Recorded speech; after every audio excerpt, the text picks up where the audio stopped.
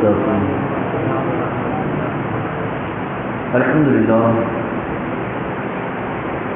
الحمد لله وكفى والسلام على عباده الذين اصطفى.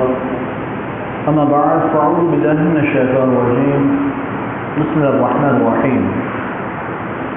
لا تنفقوا مما تحبون. صدق الله العلي العظيم وبلغنا رسوله النبي الكريم ونحن على ذلك لمن الشاكرين والحمد لله رب العالمين.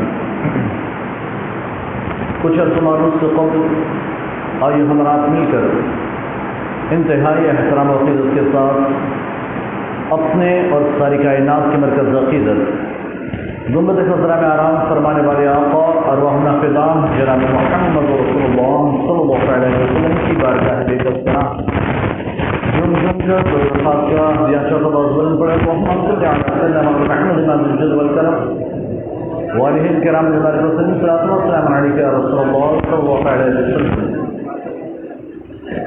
عزت ملت اسلامیہ، گزشتہ جمعہ بھی میں نے عرض کیا تھا اللہ تبارک و تعالیٰ نے ہمیں ایک ایسا مہذب دین عطا فرمایا، دین اسلام، کہ جس نے ہمیں زندگی جینے کے تمام اصول سکھا دیے. اسلام جن اہم بنیادوں پر قائم ہے ان میں ایک عقائد ہیں، اور یہ سب سے اہم ہے کہ جب تک عقیدہ درست نہ ہو تب تک بندے کے نہ اعمال صالحہ قبول ہوتے ہیں، نہ اس کا کوئی اور معاملہ اللہ تبارک و تعالیٰ کی بارگاہ میں قبول ہوتا ہے. سارے کے سارے اعمال برباد اور رائگاں ہو جاتے ہیں. تو سب سے اہم چیز جو ہے وہ ہے عقیدہ. عقیدہ کے علاوہ اعمال صالحہ، عبادات، یہ دوسرے نمبر پر ہے کہ اللہ تبارک و تعالیٰ کی عبادت کی جائے. عقیدہ درست اور عقیدے کی درستگی کے بعد اعمال کیے جائیں، عبادات، یہ اسلام کی دوسری بنیاد ہے. اعمال صالحہ میں بہت سے معاملات ہیں، بہت سی عبادتیں ہیں، فرائض و واجبات، نوافل، سنن، بہت سی عبادتیں ہیں. ان عبادتوں میں نماز، روزہ، زکوٰۃ، حج، ساری عبادتیں آ جاتی ہیں. ماہ رمضان مبارک گزرا، ہم نے ماہ رمضان میں روزے بھی رکھے، سال میں ایک ہی مرتبہ آتے ہیں، اور اللہ جسے توفیق عطا فرماتا ہے وہ جس حال میں ہو، جس موسم میں ہو، روزے رکھتے ہیں. اور جنہیں نہیں رکھنا، جنہیں اللہ کی توفیق حاصل نہیں، وہ کسی بھی موسم میں نہیں رکھتے. فی الحال گرمی کا بہانہ کہ گرمی بہت ہے، کام پر بھی جانا ہوتا ہے تو وہ ایک بہانہ ہوتا ہے. اگر یہ بارش میں آ جائیں تب بھی ان کے پاس بہانے موجود. اگر ٹھنڈی میں آ جائیں گے تب بھی، ٹھنڈی میں بھوک بہت لگتی ہے اور کام کرنا، گرمی میں پیاس بہت لگتی ہے اور کام کرنا. تو کسی بھی موسم میں نہ رکھنے والوں کے لیے جسے اللہ توفیق نہ دے بہانے مل ہی جاتے ہیں. لیکن بہرحال اسلام میں دوسری جو اہم چیز ہے عقیدے کے بعد وہ ہے اعمال، عبادات. اور پھر عبادات کے بعد جو سب سے اہم چیز ہے وہ ہے معاملات. میں نے گزشتہ جمعہ اسی معاملات پر کچھ باتیں عرض کی تھی کہ ہم مسلمانوں کو اپنے معاشرے میں، اپنے سماج میں کس انداز میں، کس طریقے سے زندگی گزارنے کی ضرورت ہے. ہمیں اپنے اخلاق و کردار کو کیسا بنانے کی ضرورت ہے. ہم غیروں کے لیے، میں نے گزشتہ جمعہ میں غیروں کی بات کی تھی کہ ہم غیروں کے ساتھ کیسا سلوک رکھیں، ہم دوسروں کے ساتھ کیسے انداز میں زندگی گزاریں. ہندوستان ایک ایسا ملک ہے کہ جہاں مختلف مذاہب کے ماننے والے، مختلف ادیان کے ماننے والے لوگ رہتے ہیں. ان کے درمیان ہم بھی ہیں. ان کے ساتھ کیسا برتاؤ کرنا، ان کے درمیان کیسے زندگی گزارنا، قرآن نے یہ سارے اصول ہمیں عطا فرما دیے. اللہ کے رسول نے مدینہ منورہ میں، مکہ معظمہ میں بھی اور مدینہ منورہ میں بھی زندگی گزار کر ہمیں بتایا کہ غیروں کے درمیان بھی اگر رہا جائے تو کیسے زندگی گزارنی چاہیے. آج ہمارے حالات بڑے پستی کی جانب مائل ہیں، ہم بڑے پست ہوتے جا رہے ہیں. ہم اپنے اعمال، اپنے اخلاق اور کردار میں بہت زیادہ گر گئے ہیں. اتنے زیادہ گرے کہ اب پہلے ایک دور وہ تھا کہ مسلمانوں کو دیکھ کر لوگ اسلام سمجھتے تھے. آج حالات یہ ہیں کہ مسلمانوں کو دیکھ کر لوگ اسلام سے دور ہو رہے ہیں. مسلمانوں کے اخلاق و کردار دیکھ کر، ہے نا، وہ سارے مسلمان بھی ایسے نہیں ہوتے، کچھ ایسے ہیں، میں نے گزشتہ جمعہ آپ کو بتایا، کچھ ایسے جو آوارہ گردی میں رہتے ہیں، جن کی وجہ سے سارے مسلمان بدنام، اور سب مسلمان بدنام، اسلام بدنام۔ بھئی یہ اسلام کے ماننے والے، یہ مسلمان ایسے ہوتے ہیں، یہ اسلام کے ماننے والے ایسے ہوتے ہیں۔ تو ہمیں چاہیے کہ ہم اپنی اصلاح کریں، غیروں کے ساتھ کیسا سلوک کرنا، اس کے اصول و قوانین بھی اللہ نے قرآن میں بیان فرمایا۔ آپس میں ہم ایک دوسرے کے ساتھ کیسی بانڈنگ رکھیں، ہم ایک دوسرے کے ساتھ کیسے زندگی گزاریں، ہمارا اسلامی معاشرہ کیسا ہو، ہم آپس میں مسلمان کس انداز میں زندگی گزاریں۔ اسلام نے ہمیں یہ طریقہ بھی سکھایا، اللہ کے رسول نے اپنے صحابہ کرام کے ساتھ بھی معاملات کیے، غیروں کے ساتھ بھی معاملات کیے۔ بہت سے لوگ اس طرح کے سوالات کرتے ہیں کہ آپ یعنی کہ کسی کی اگر ہم اگینسٹ میں اگر بولتے ہیں، اگر کسی کی مخالفت میں بولتے ہیں، تو پھر ایک سوال پیدا ہوتا ہے، آپ ان کے خلاف ہیں، آپ ان کے پیچھے نماز نہیں پڑھتے، آپ ان کے پیچھے یہ نہیں کرتے، آپ ان کی نماز جنازہ نہیں پڑھتے، اور پھر آپ ان کی دکان سے خریدتے لین دین کرتے ہیں، ان کے ساتھ لین دین کرتے ہیں، خرید و فروخت کرتے ہیں، آپ ان کے ساتھ ایسا کرتے ویسا کرتے ہیں، ان کی دکان پر چائے پیتے ہیں، سبزی خریدتے ہیں۔ یہ معاملات ہیں اللہ کے رسول نے یہودیوں کے ساتھ فرمائے ہیں۔ اللہ کے رسول نے یہودیوں سے قرض لیا ہے۔ اللہ کے رسول صلی اللہ علیہ وسلم کے اپنی بارگاہ میں کوئی آ جاتا حاجت مند، ضرورت مند، یا رسول اللہ مجھے اپنے گھر میں بڑی تنگ دستی ہے، فاقہ کشی ہے، یا رسول اللہ اگر آپ کچھ عطا فرما دیں تو بڑا کرم ہوگا۔ سرکار آپ پہلے حجروں میں ارشاد فرماتے پوچھو حجروں میں کچھ ہے۔ جب پوچھا گیا سارے حجروں سے جواب آتا ہے کہ ہمارے گھر میں خود ایک دو مہینے سے چولہا نہیں جلا، گھر میں کچھ نہیں، پانی کے سوا کچھ نہیں ہے۔ جب جواب آ گیا کہ کچھ نہیں، تو پھر اللہ کے رسول اس سے ارشاد فرماتے آپ خالی تو نہیں لوٹا تھے نا، کبھی کسی کو خالی ہاتھ نہیں لوٹایا۔ آپ ارشاد فرماتے جاؤ فلاں یہودی کے یہاں سے سودا سلف خرید لو، تمہیں جو ضرورت ہو وہ خرید لو، میرا نام دے دینا، میں قرض ادا کروں گا۔ تو اب اللہ کے رسول کے نام پر وہاں سے قرض لیا جاتا، اللہ کے رسول کے نام پر وہاں سے خریدا جاتا، ادھار خریداری کی گئی، کسی نے سوال نہیں کیا، صحابہ میں سے کسی نے نہیں پوچھا یا رسول اللہ یہودی تو ہمارے مخالفین ہیں، وہ تو ہمارے دشمن، ان کے ساتھ ہم کیوں معاملات کریں، ان کے ساتھ کیوں لین دین کریں، ہم ان کی دکان سے کیوں خریدیں؟ نہیں، یہ سوالات ہی نہیں آتے، اس لیے کہ ہم جس معاشرے میں رہتے ہیں وہاں ہمیں ہر ایک کے ساتھ اس طرح کے معاملات روا رکھے گئے، اس طرح کے معاملات جائز رکھے گئے۔ یہ معاملات پہ ہمیں کوئی پابندی نہیں، ہم یہ سارے معاملات ادا کر سکتے ہیں، وہ غیر مسلم کی دکان ہو یا مسلمان کی دکان ہو۔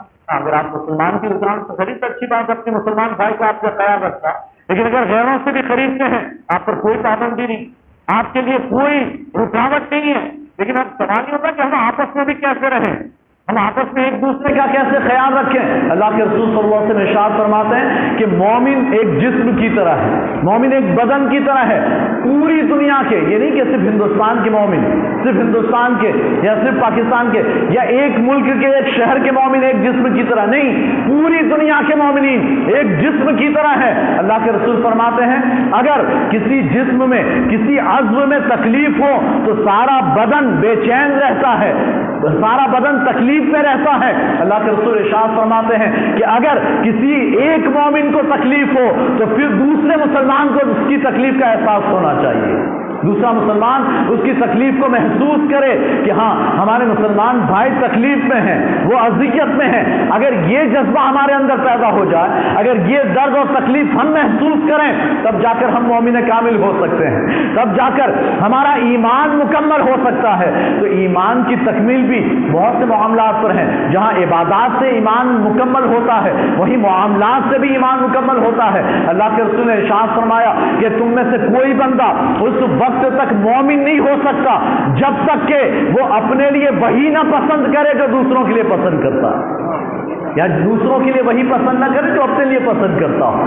اب ہم دوسروں کے لیے وہ پسند کریں جو اپنے لیے پسند کرتے ہیں، تو سوال یہ پیدا ہوتا ہے آپ اپنے لیے یہ پسند کرتے ہیں کہ کوئی آپ کو گالیاں دے؟ اگر آپ اپنے لیے پسند نہیں کرتے تو آپ دوسروں کو بھی گالیاں مت دیں، آپ دوسروں کو بھی مت دیں، اس لیے کہ آپ یہ پسند نہیں کرتے کہ آپ کو گالی دی جائے، کہ آپ یہ پسند کرتے ہیں کہ آپ کی غیبت کی جائے، آپ کی چغلیاں کی جائے، آپ کی باتیں ادھر سے ادھر پورے شہر میں پھیلائی جائیں۔ اگر آپ اپنے لیے پسند نہیں کرتے تو اپنے مومن بھائی کے لیے بھی پسند نہ کریں۔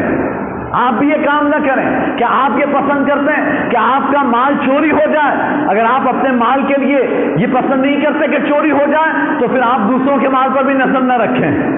آپ دوسروں کے مال پر بھی نظر نہ رکھیں، چوری نہ کریں، ہے نا. آپ کیا یہ پسند کرتے ہیں کہ کوئی آپ کو آ کر آپ کو مار پیٹ جائے، آپ کے گھر والوں کو ستائے؟ اگر آپ اپنے لیے پسند نہیں کرتے تو آپ دوسروں کے لیے بھی پسند نہ کریں.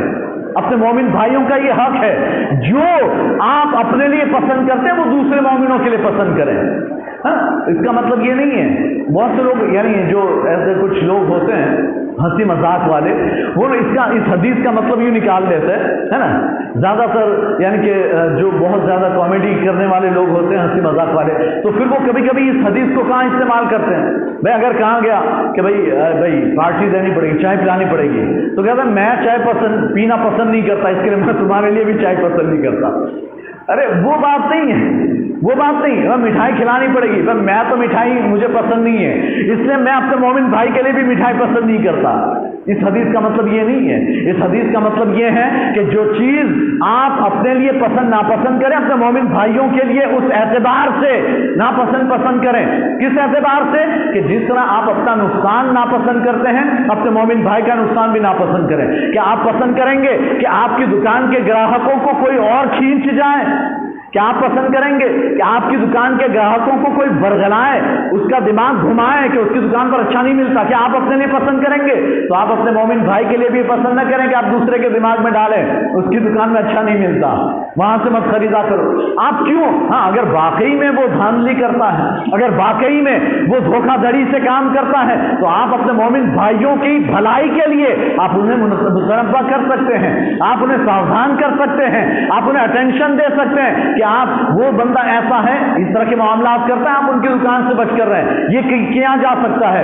کچھ لوگ ایسے ہوتے ہیں کہ بھائی یعنی کہ قرضہ لیتے جاتے، روپیہ پیسہ لیتے جاتے، بھائی قرض چاہیے، اور لاکھوں کروڑوں کا قرضہ لے لیا، چکانے کی کوئی نیت نہیں. آپ نے دیکھا کہ وہ فلاں سے بھی مانگ رہا ہے، اس سے بھی بات چل رہی ہے، آپ نے اسے دھیرے سے بتا دیا بھائی پیسہ کھا جاتا ہے نا، دینا مت، اس کی عادت ایسی ہے. تو یہ آپ نے اپنے مسلمان بھائی کی بھلائی چاہیے، اپنے مسلمان بھائی کی بھلائی چاہیے، تو یہ بھلائی چاہ سکتے ہیں. لیکن آپ اپنے لیے جو پسند کرتے ہیں آپ دوسروں کے لیے وہ پسند کریں، تب جا کر آپ کا ایمان کامل ہوگا، تب جا کر آپ کا ایمان مکمل. تو پتہ یہ چلا کہ صرف نمازوں سے ایمان مکمل نہیں ہوتا، پتہ یہ چلا کہ صرف عبادتوں سے ایمان مکمل نہیں ہوتا، معاملات یہ بھی ایمان کو مکمل کرتے ہیں. ہمارے آپس کے کیسے معاملات ہیں، یہ بھی ایمان کی تکمیل میں بڑے اہم اور ضروری ہیں.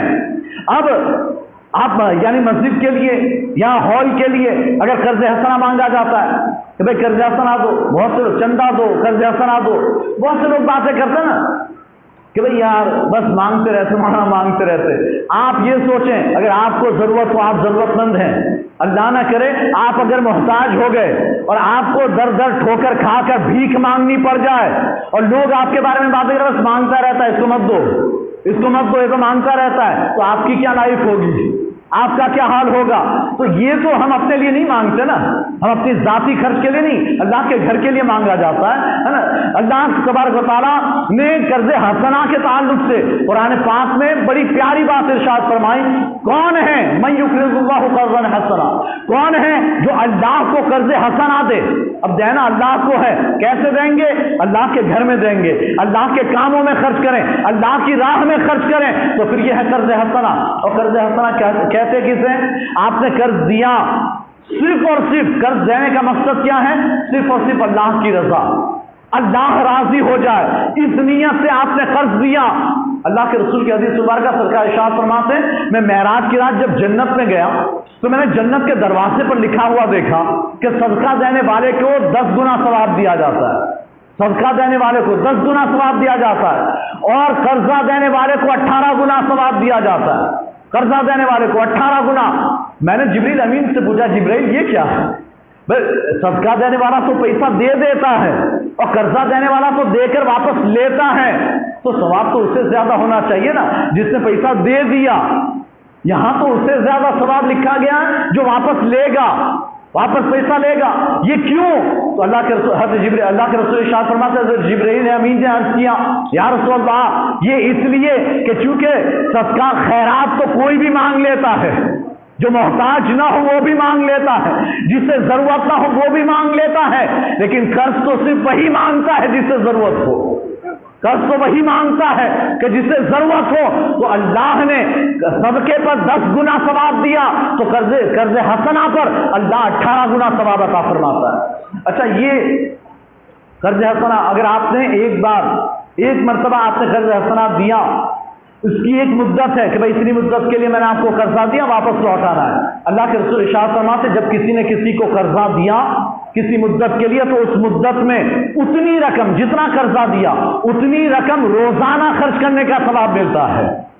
اتنی رقم روزانہ، 6 مہینہ سال بھر کے لیے آپ نے قرضہ دیا تو 6 مہینہ سال بھر روزانہ اتنی رقم 50,000، لاکھ، 2 لاکھ، 5 لاکھ آپ نے جو بھی قرضہ دیا اتنا روزانہ خرچ کرنے کا ثواب ملتا ہے۔ پھر سرکار ارشاد فرماتے ہیں اور پھر جب وہ سامنے والا اگر ادا نہ کر سکے، یعنی مدت ختم، آج آخری تاریخ ہے اور اس کے پاس انتظام نہیں، اس سے کبھی یار تھوڑی مہلت دے دو، ہفتہ رک جاؤ، 10 دن رک جاؤ، سرکار فرماتے پھر اگر مہلت دے دی تو پھر اس صورت میں اللہ جتنا دیا اس کا ڈبل اسے ثواب عطا فرماتا ہے روزانہ۔ مطلب یہ کہ اگر 1,00,000 روپیہ قرضہ دیا تھا، اب اگر مدت تک تو 1 لاکھ روزانہ خرچ کرنے کا ثواب ملا، جب مدت ختم ہو گئی اور پھر مہلت مانگی، آپ نے مہلت دے دی، ٹھیک ہے چلو ہفتہ 10 دن کے بعد دینا، تو اب روزانہ 2 لاکھ خرچ کرنے کا ثواب مل جائے گا۔ تو اللہ نے قرض حسنہ پر اتنا ثواب رکھا۔ اللہ کے رسول کے ایک حدیث مبارکہ سرکار ارشاد فرماتے ہیں کہ جو بندہ 2 مرتبہ، حضرت عبداللہ بن مسعود کی روایت ہے، جو بندہ 2 مرتبہ قرض حسنہ دے اللہ اسے صدقہ کرنے کا ثواب عطا فرماتا ہے، یعنی ایسا ثواب دیتا کہ گویا اس نے دے دیا۔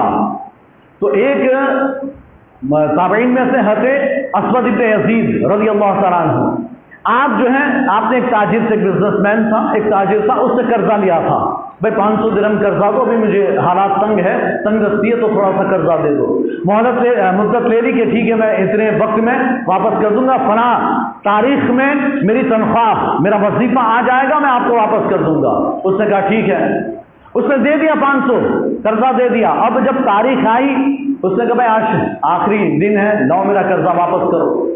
حضرت اسود بن یزید کہتے ہیں یار تنخواہ آ تو گئی لیکن اس مہینے میں جو نا خرچ بہت زیادہ ہیں، تو اگر مہلت دو 1 مہینہ اور تو زیادہ اچھا رہے گا۔ اس نے کہا نہیں مجھے تو آج ہی چاہیے۔ حضرت اسود بن یزید نے کہا ٹھیک ہے لے جا۔ تو گئے، جا کر 500 روپیہ اسے، یعنی 500 درہم تھا، دے دیا کہ لو بھائی تمہارا قرضہ۔ اس نے لیا اور پھر لے کے واپس دیا، لو اب میں دیتا ہوں واپس قرضہ۔ اس نے کہا تو بھائی جب دینا ہی تھا تو واپس مانگا کیوں؟ آج کے آج چاہیے، واپس کیوں لیا؟ کیسے کہ آپ ہی سے حدیث سنی ہے، آپ ہی نے حدیث سنائی تھی۔ یہ حضرت اسود بن یزید تابعین میں سے ہیں، محدث ہیں، احادیث کے حافظ ہیں، کہتے ہیں آپ ہی نے حدیث سنائی تھی کہ حضرت عبداللہ بن مسعود کی روایت، اللہ کے رسول ارشاد فرماتے ہیں کہ جس نے 2 مرتبہ کسی کو قرضہ دیا اس نے صدقے کا ثواب حاصل کر لیا۔ تو میں نے چاہا کہ میں آپ کو 2 مرتبہ قرضہ دوں تاکہ مجھے صدقے کا بھی ثواب مل جائے۔ قرضے کا تو ملے گا ہی، قرضے کا تو ملے گا، وہ جو قرض کا ثواب ہے وہ تو ملے گا، یہ ایکسٹرا صدقے کا بھی ثواب، یعنی ڈبل، قرضے والا ثواب بھی لے گیا بندہ اور صدقے والا بھی ثواب لے گیا۔ تو کہنے کی بات یہ ہے کہ ہم آپ کے لیے جو اعلان کیا جاتا ہے آپ قرض حسنہ کی کوشش کریں۔ عید میں کچھ لوگوں نے 4 لوگ تھے جنہوں نے قرض حسنہ کے لیے لبیک کہا ہے نا، وہ بھی سب اس لائن کے تھے اوپر سے نیچے تک۔ تو میں نے یعنی کہ بہت کہا، رائٹ والوں کو بھی بہت کہا کہ بھئی کھڑے ہو جائیں، کوئی تو دے دیں، لیکن کوئی تیار ہوا نہیں ہے نا۔ لیکن بس یہ ہے کہ ہماری ضرورت ہے، اللہ کے گھر کی ضرورت ہے، اور آپ اگر دیں گے آپ کے پیسوں سے کام ہوگا، جب تک قرضہ رہے گا آپ کو ثواب ملتا رہے گا، اور جب آپ کی مدت ختم ہوگی آپ کو وہ قرضہ واپس بھی کر دیا جائے گا۔ تو آپ اس پر توجہ دیں۔ کام ادھورا باقی ہے، جلد از جلد اگر وہ کام پورا ہو جاتا ہے تو پھر ایک مسجد کی آمدنی بھی شروع ہوگی، اور جب مسجد کی آمدنی شروع ہوگی تو جتنے قرضے ہیں آپ کو پتا ہوگا، اس سے پہلے بھی میں نے شاید آپ کو بتایا کہ 60-61 لاکھ سے زیادہ کا قرضہ ہے آپ کی مسجد پر۔ تو ہم یہ قرضہ کیسے ادا کریں گے؟ ہمارے پاس ایک انکم کا سورس کھڑا ہو جائے، हमारी इनकम आमदनी शुरू हो जाए तो इंशाअल्लाह ये सारे कर्जे भी हम धीरे धीरे अदा कर देंगे। अल्लाह तबारक व तआला हम सबको अल्लाह की राह में खर्च करने की तौफीक अता फरमाए। बहुत से लोगों ने कर्जे दिए हैं और जिन लोगों ने ईद के दिन लिखवाए थे उनमें से एक दो दे भी गए और 2-3 बाकी हैं, तो इंशाअल्लाह वो भी दे जाएंगे। उन्होंने भी कुछ तारीख ले ली है कि भाई फलां तारीख तक में हम दे देंगे, तो वो तो दे देंगे, लेकिन आप लोग भी खुद अगर दे सकते हो तो खुद दें। अगर बैंक बैलेंस रखा हुआ है या आपके पास रकम पड़ी हुई है, आप कुछ महीनों के लिए दे दें, इंशाअल्लाह यहाँ भी काम हो जाएगा, आपकी रकम महफूज भी रहेगी, आपकी रकम आपको वापस भी मिल जाएगी। ऐसा तो है नहीं कि डूब जाना है। तो अल्लाह तबारक व तआला हम सबको अल्लाह की राह में खर्च करने की तौफीक अता फरमाए। अल्लाह तबारक व तआला हम सबको बढ़ चढ़ कर हिस्सा लेने की तौफीक अता फरमाए। आज तक आप ही के ताउन से, आप ही के इमदाद से ये मस्जिद इतनी आलीशान तैयार हुई है और इंशाअल्लाह आइंदा भी आपका ताउन रहेगा इंशाअल्लाह। तो ये हमारे काम आसान होते चले जाएंगे। अल्लाह तबारक व तआला हम सबको नेक तौफीक अता फरमाए। कुछ ऐलानात है वो